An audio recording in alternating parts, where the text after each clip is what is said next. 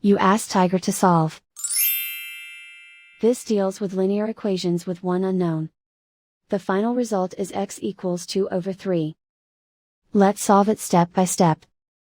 Simplify the expression. Expand the parentheses. Simplify the arithmetic.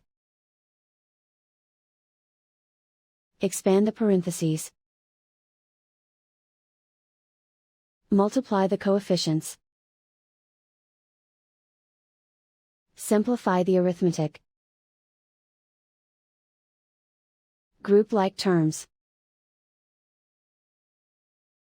Simplify the arithmetic. Group all constants on the right side of the equation. Add 8 to both sides.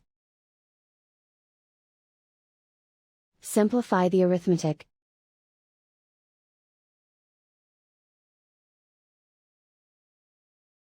Isolate the x. Divide both sides by 12.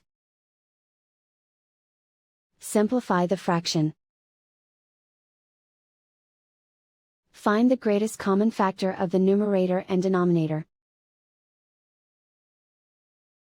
Factor out and cancel the greatest common factor. And so the final result is x equals 2/3.